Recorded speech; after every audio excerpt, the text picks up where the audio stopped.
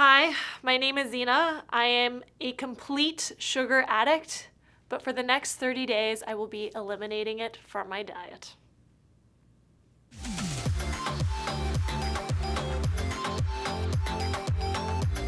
So the rules for our challenge, admittedly, are pretty tough. I'm making it a real challenge, guys. Does coconut sugar count? Does monk fruit count?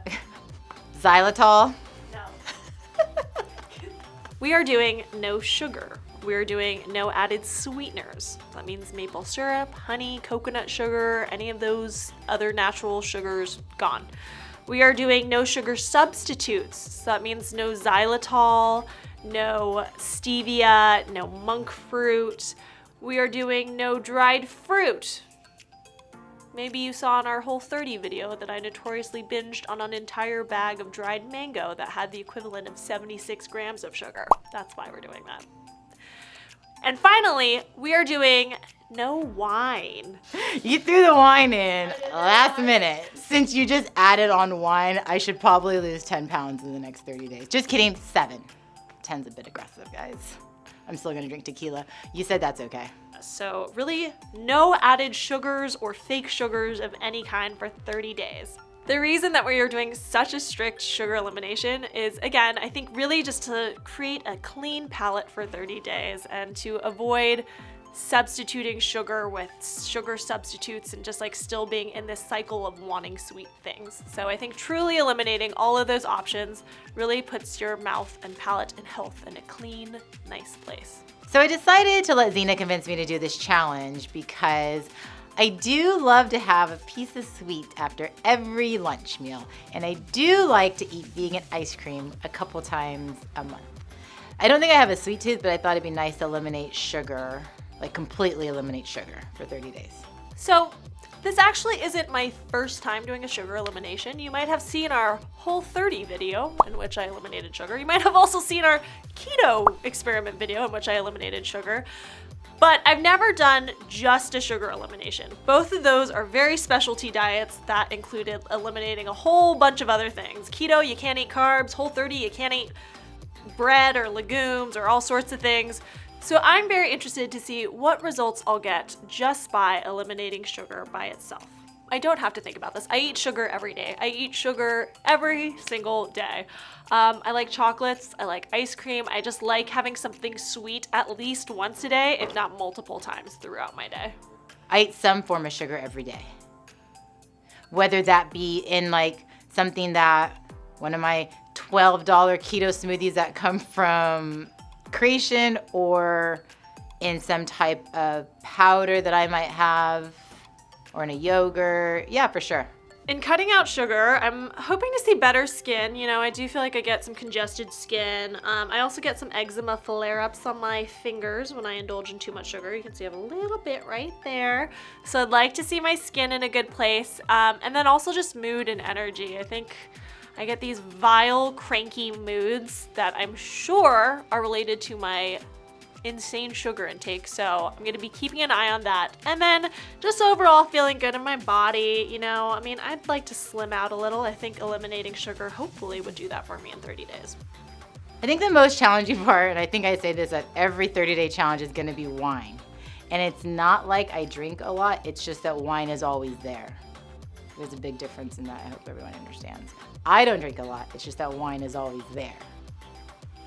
You understand? I think the hardest part of this challenge will truly be rewiring my habits, because I think I have it really ingrained in me to just like reach for sugar when I'm bored or when I'm like sad about something and don't want to think about it. And I think this challenge, eliminating that, is really going to force me to get real with like how I'm doing in a given moment and thinking about like what I really need to feel good instead of just shortcutting everything with a cookie.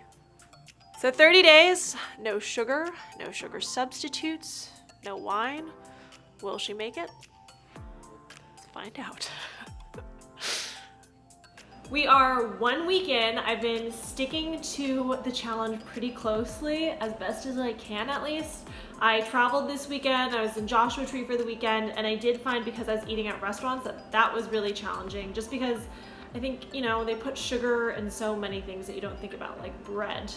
And giving up sugar is one thing, giving up bread is another, but because they put sugar in bread so often, it becomes really difficult to navigate. So I'm trying to stick to it as much as I can and to ask questions, but you know what? I did have like a sandwich on Sunday, and I'm not gonna kill myself about it, because the really important victory is that I haven't had a cookie or a brownie or a piece of cake or a birthday cake truffle or an ice cream or any of the delicious, sweet, yummy desserts that I normally have. I haven't had one for a whole week, which is an accomplishment for me. So stay tuned, 3 weeks to go. I can do this. Vanessa, what do you have there? I found a little cheat book in my library of randomness, 21 Day Sugar Detox. I'm gonna use this to help me get through this 30-day challenge. Because you don't know what to eat for breakfast anymore? Because I don't know what to eat for breakfast, lunch, and dinner, apparently, Zena. You took everything off my list. It is day 8 of the no sugar experiment, and I honestly have to admit, the last few days have been really rough. I've been feeling super depressed. I've been feeling really anxious. I've just been like doubting myself. It's been hard to concentrate at work, to the point where I was like, what is going on?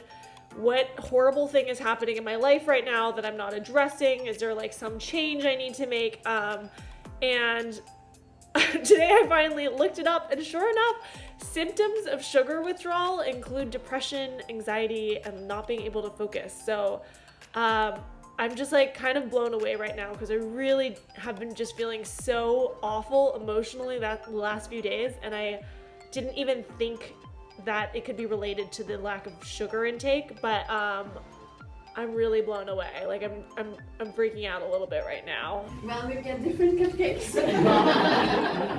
Brownies, cookies. You know what? Let's be adventurous. They catered a lunch at work today, and usually I would pick through this box of leftover cookies all day, but walking away, gonna eat this very satisfying piece of fruit instead. Oh, look at all of that sugar that I can't have. David, are you going to enjoy it? Vanessa, are you going to? Yes. I'm very jealous of this.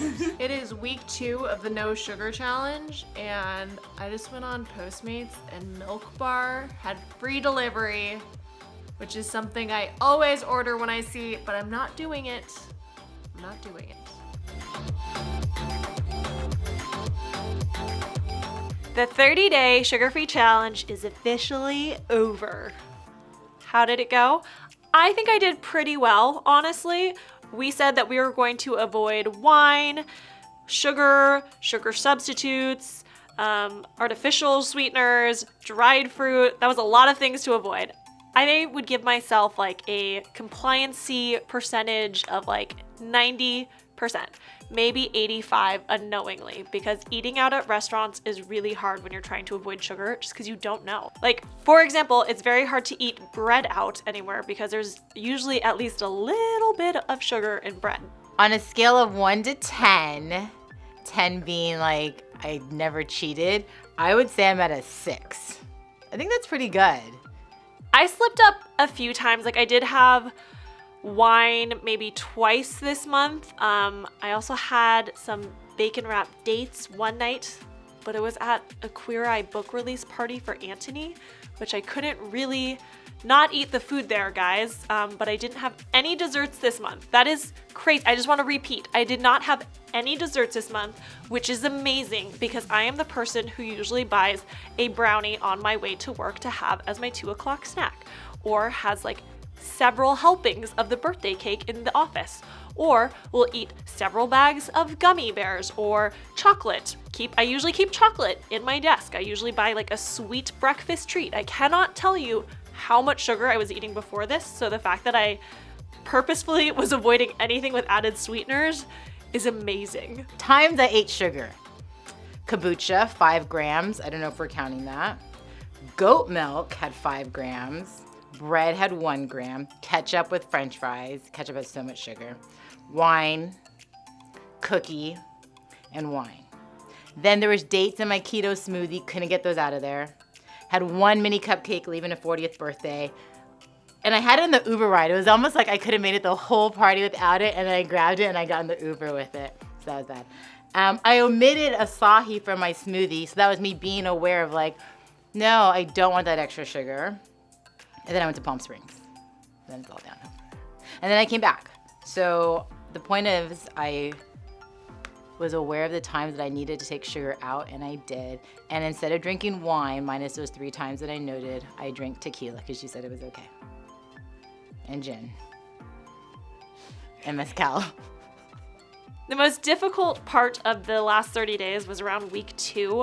I hit a real low point where I was just feeling super anxious and sad, and I think it was my brain actually having sugar withdrawals.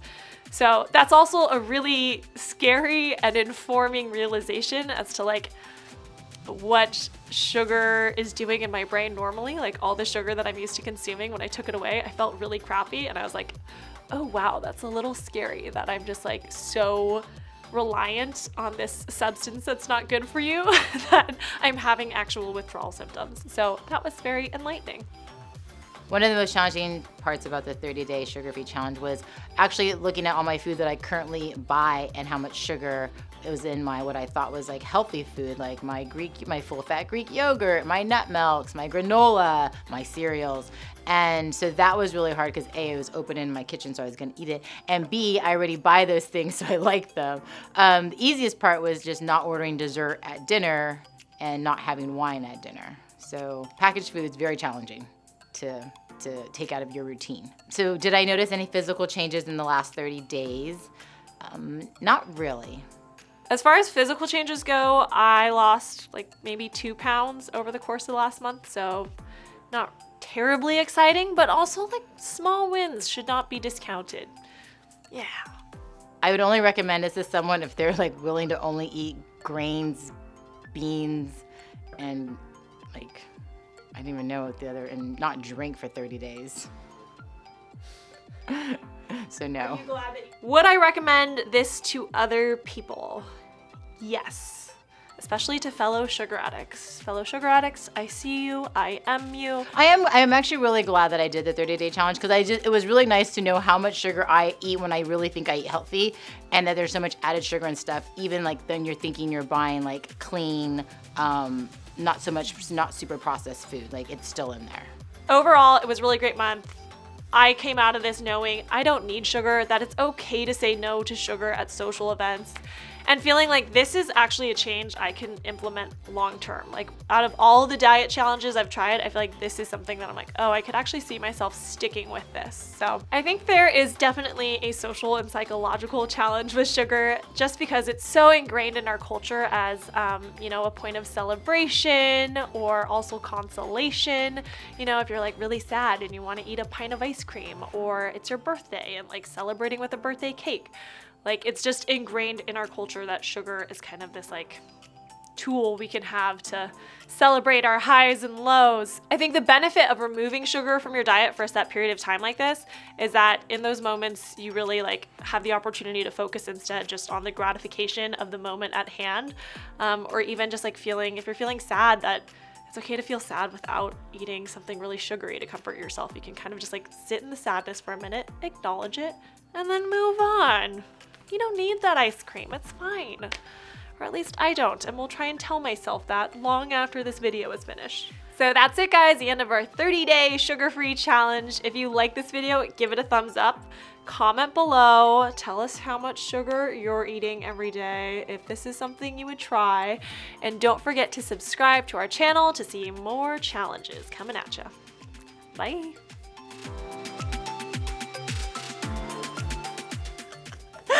Okay, fine. So, what was the question?